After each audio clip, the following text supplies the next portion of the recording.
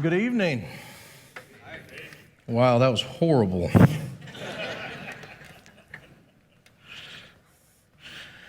Good evening. I want to thank Mark for the opportunity to speak tonight and the whole leadership team. My name's Nick. I'll kind of tell you what I struggle with over the next little bit here. I'm here today to share my story and my family's story. We served in pastoral ministry for more than 25 years. I have preached thousands of sermons, and today is the first time that I was scared to speak. I'll follow the advice that we always taught our kids: speak truth, even when your voice shakes. I have to share my story, and tonight's will be the PG-13 version. I have to speak to the goodness and grace of God. I have to tell how my story was changed by the goodness and grace of God. The late Brennan Manning said it best in his book, Abba's Child. He said, "In a futile attempt to erase our past, we deprive the community of our healing gift. If we conceal our wounds out of fear and shame, our inner darkness can neither be illuminated nor become a light for others." A little over a year ago, our lives came crashing to the ground as my sin was discovered. I was a husband, a father, I was a leader in our community, I was a pastor. But what's also true is I was a liar, I was a deceiver, I was an adulterer, I hurt my church, I hurt my community, I was lost. To be honest, I didn't have any emotional sobriety. It didn't all start there, and I think most of us looking at the struggles that we have would say, I didn't set out for this, and this isn't how it all started, and that's true for me as well. But the truth is that sin is enticing, and the enemy is patient. I was raised in a pastor's home and had a great childhood for the most part. We moved a lot, but I gained a lot of experiences and got to see a lot of beautiful places. Like many kids, I had my struggles and insecurities, but for the most part, life was pretty good. I would change very little about my life. When I was around 8 or 9 years old, I was spending the afternoon at my friend's house after church. He lived with his grandmother, and they all attended our church. That afternoon, his grandmother forced me to be exposed to and engaged in things that I shouldn't have. And I left that day and went back to church a very different boy. Moving forward, I always felt shame. I knew those things were wrong, but as any young person would, I was curious and drawn to them. I was raised in a home that had a strong sense of right and wrong. While that day wasn't my fault, I began to believe that since I was drawn to it, that something was wrong with me. I should have gone to my parents, but like many families back then, you just didn't talk about those things. I can't remember a time in my life that I didn't wrestle with anger. I see now that was the result of years of shame and hiding. As years passed, I wrestled with the feeling that something was wrong with me. I didn't want anyone to know what happened because I was ashamed. While I always struggled with lust to some extent, I was always able to keep it at bay and keep it in check, put on a smile, and move forward. We moved a lot, and it was easy to never develop deep, accountable relationships. I learned to hide really, really well. Not letting people in or being vulnerable became second nature.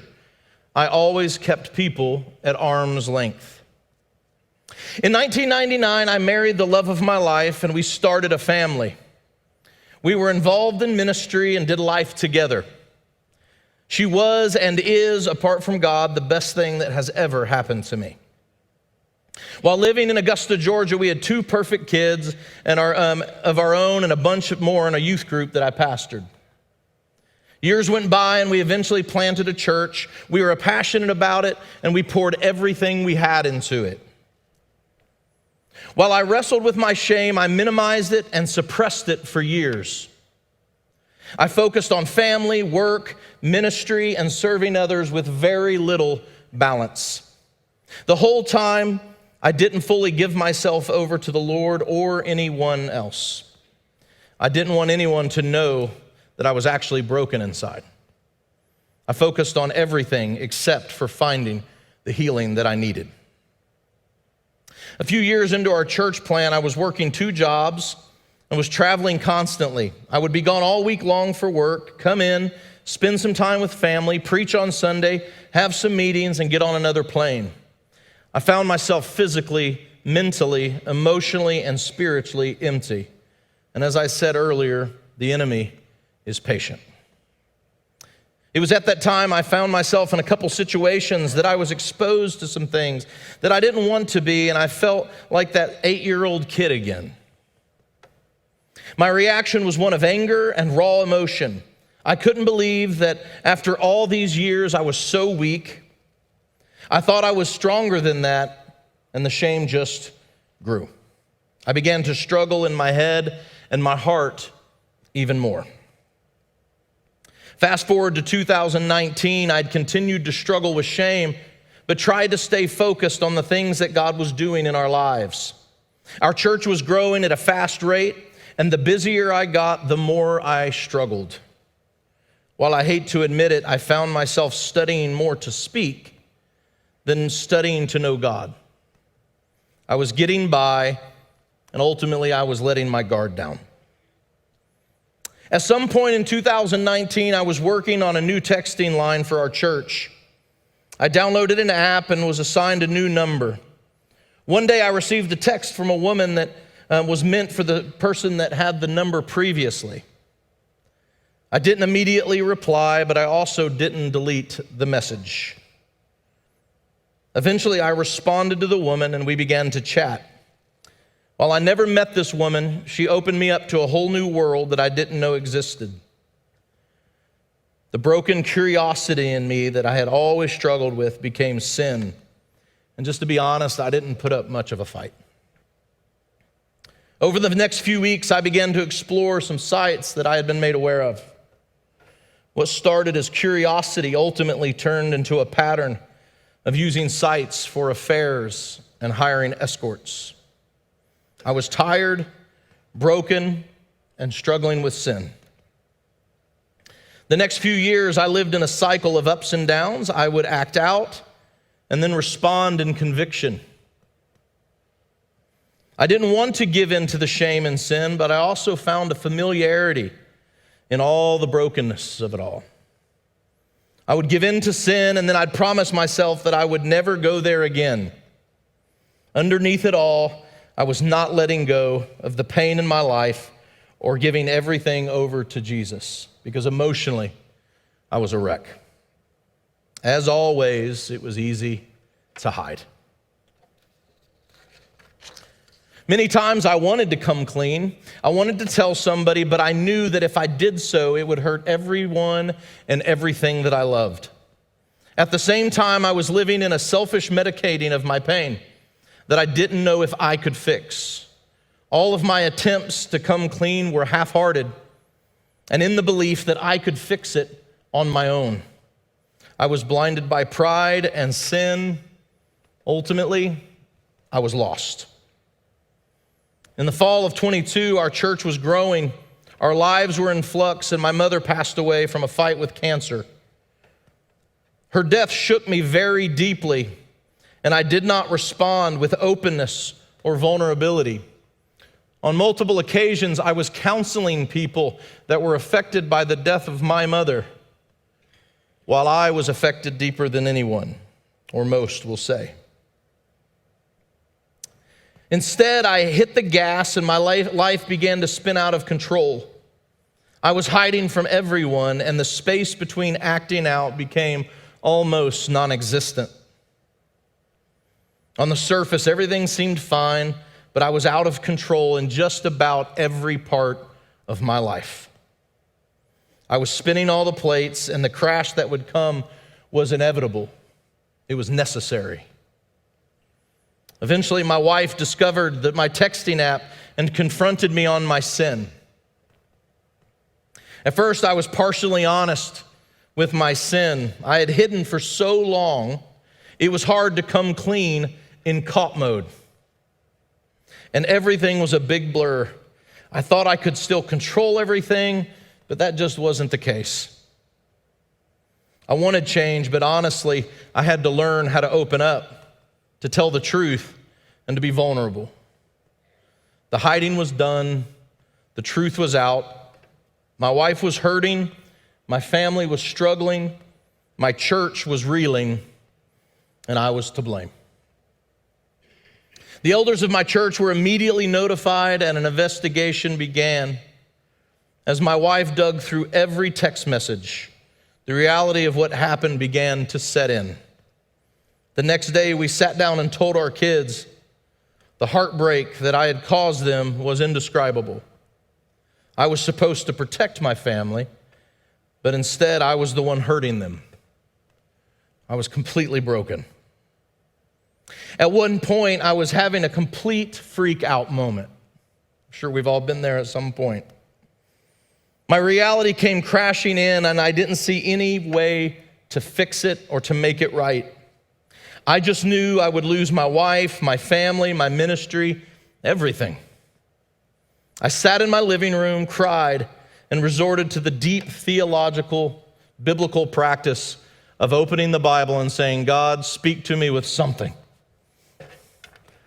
And he did. I opened my Bible to Psalm 20, and it read, May the Lord answer you in your day of trouble. May the Lord God of Jacob protect you. Being honest, I dismissed it, and in tears I said, nice try, God. I walked into my bedroom, got a pistol, and jumped into my truck. I was crying so hard and having trouble breathing. I drove out to the lake near my house and sat at the base of a tree by the water. I was having trouble even thinking straight. All I could piece together is, how did I get here? Everything is over. I sat there looking out over the water, and I stuck my pistol in my mouth. And oddly enough, I began to wonder what my grandchildren would look like. And that just isn't me. I then took the pistol and put it under my chin and put my finger on the trigger. And it was at that moment that God spoke to me and said, I'm not done with you yet. I don't know if it was audible or not, and I don't want to dramatize it, but I felt it, and I knew it was him. I laid the gun down, and a peace came over me. I stopped crying, and I made a decision. I would not hand my family more pain. I would practice what I had preached. I would get up and dust myself off. I would face the mess I made. I can't fix this, but Jesus can. I got up and went home. He answered me in my day of trouble.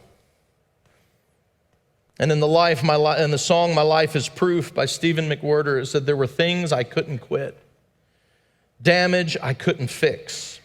I couldn't do it on my own, but Jesus did. On that next Sunday, I watched the live stream of my church as they put me on disciplinary leave while they looked into everything. Me, my wife, and my kids all cried while it was happening, but we knew it was what was needed.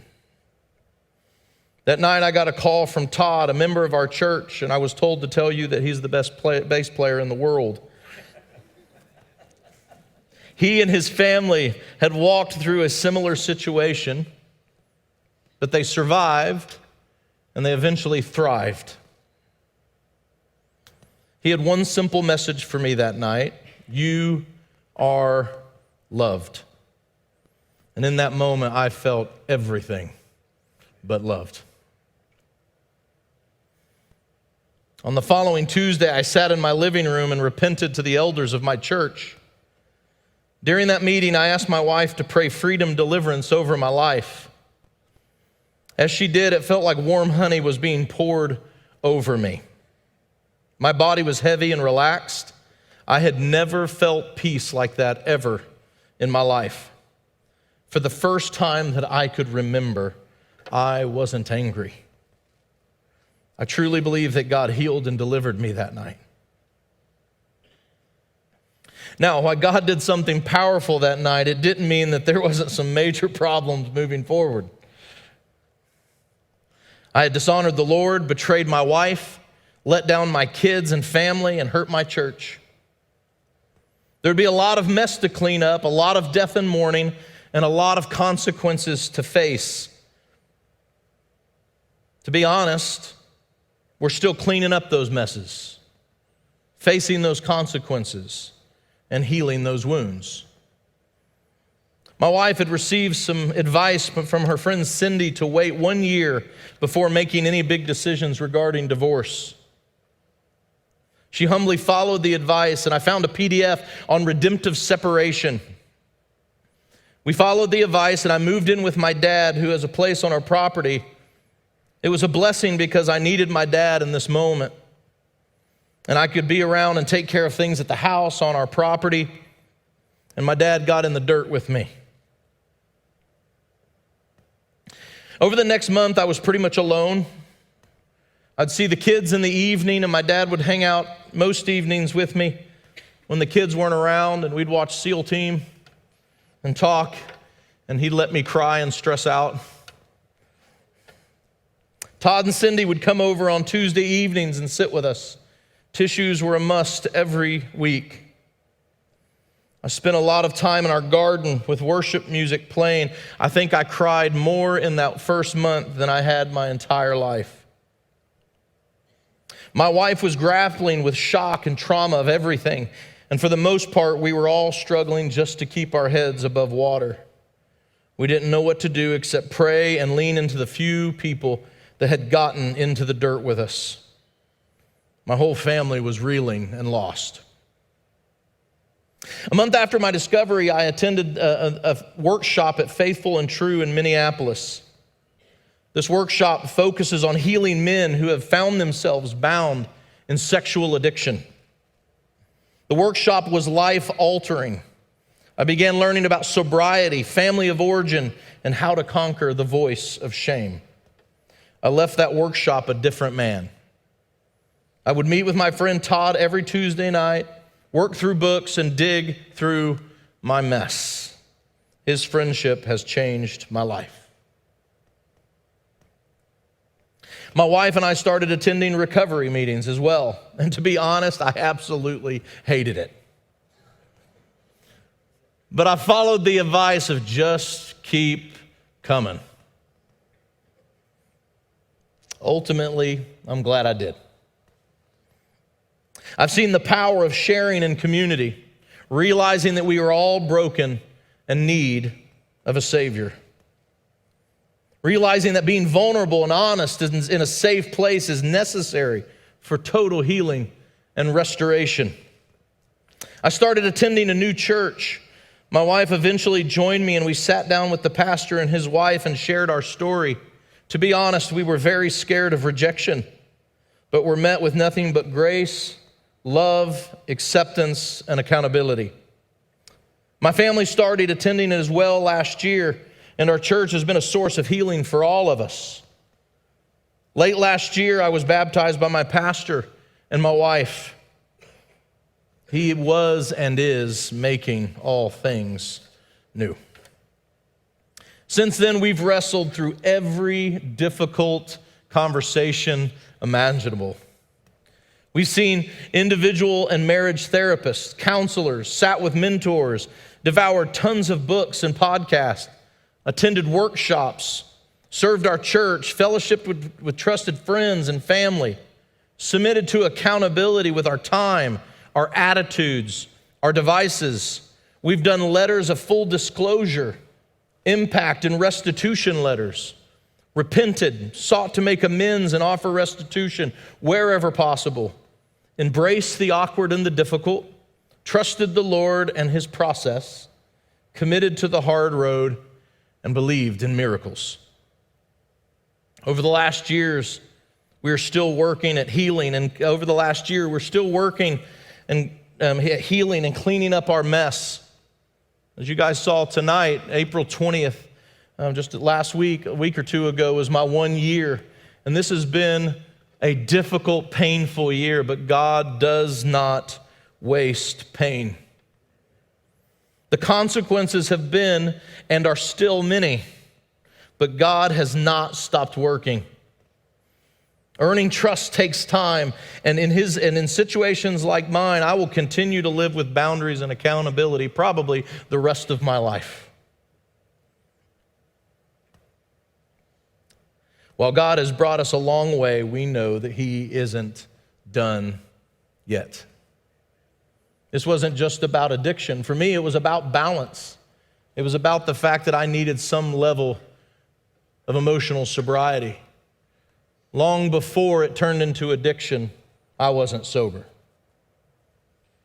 And knowing that now, that's the process, not just working through addiction, but beginning to work through the baggage and the junk and to peel back the layers one at a time to find the healing and the balance that I and we need. There is no way that I can adequately describe the pain that me, my wife, and my family have experienced. But what's also true is there is no way that I can adequately describe the joy that me, my wife, and my family have experienced. There are a million things that we have learned, but some specific ones stick out. My wife is the strongest and most gracious person that I know. She lives like Jesus. We are all broken in some way and need the healing that only Jesus can give. Pride will tell you that you have it all under control and that you can fix it. That is a lie. The enemy is patient, but God never leaves us. Sin will hurt you and everyone you love, but as I said earlier, God never wastes pain.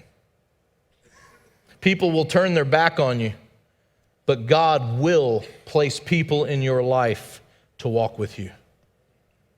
Your feelings will lie to you, but you are never alone, and God is never too small. Time doesn't heal all wounds. Jesus does. But that takes time. God still works miracles. All He needs is your loaves and fish. God will answer you in your day of trouble, and He isn't done with you yet. Bill Wilson said this in The Next Frontier, Emotional Sobriety. He said, if we examine every disturbance we have, great or small, we will find that at the root of it is some unhealthy dependency and its consequent unhealthy demand. Let us, with God's help, continually surrender these hobbling demands. Then we can be set free to live and to love. This is about freedom. This is about being free and giving yourself the gift of balance, to finding emotional security, and that only comes through surrender. I'm going to paraphrase really quickly. I'm going to paraphrase just a quick story that we all know, and that's why I'm going to just give you the cliff notes. It's the story of the prodigal son, and I think it's ill-named. Obviously, we know the story that something was going on in this kid's life long before he went to his dad, because he thought it was wise to get all his stuff and to take it and go blow it somewhere. So he went to his dad and said, hey, Dad, I want all my inheritance. And his dad's like, okay. He gives it to him. He ends up in a foreign land. He blows his money, spends it on God knows what. And he finds himself poor, broke. All his friends have left him. And he sits there contemplating what's left of his life.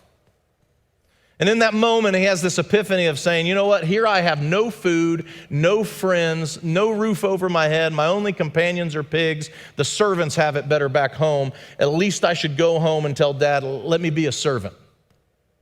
He gets up and he starts going home. Now, we could focus on the son that we hear, the other son that we hear about later, but the important part of this is the fact that it says this in Luke 15:20, and he arose and came to his father. But while he was still a long way off, His father saw him and felt compassion and ran and embraced him and kissed him. His dad didn't wait to see if he had it together or not. His dad didn't wait to see if he'd done all the right steps or if he'd cleaned up his act. His dad just saw him coming over the hill, jumped off the porch, ran to him, grabbed him, hugged him, and embraced him. The main character of the story was not the prodigal son. It wasn't the bitter son that was still out in the field either. It was a father that jumps off of a porch and runs to his kid. I serve that God. You serve that God. No matter what we've been taught about God. I was a pastor, had all the answers, except how to even take care of my own life half the time. And what I found is what I thought I knew about grace, I didn't know. You don't know till you know. And God is gracious. And when I was a hypocrite, and when I was making decisions that would hurt everybody in my life, God jumped off the porch and ran to me in my biggest mess. And He's done the same for most of you. And if you haven't experienced that grace and that love, He'll jump off the porch for you too. As Mark mentioned a couple weeks ago, He offers us a quiet place in bright sunshine. I'm going to end with this verse because this is a little later down in Psalm 20, that verse I gave you earlier that God had me open to that morning. The beautiful thing is it's not a place that God stops, that He just hears our cry and responds in our day of trouble. It doesn't stop there. But it says in 7 through 9, it says, some trust in chariots and some in horses, but we trust in the name of the Lord our God. They collapse and fall. But listen to this. We rise and stand upright. O Lord, save the King. May He answer us when we call. In other words, to shorten this drastically and to paraphrase it, He answers us in our day of trouble and empowers us to rise and stand upright. As we've talked about emotional sobriety, that rising out of your mess, out of addiction, out of brokenness, out of pain, that isn't the end. There is a moment in which all of us are pursuing that not only will He hear us, not only will we rise, but there will come a time where addiction will no longer be our master, that we will stand upright. And that is only by the grace of a loving God. Amen. Thank you, Mark.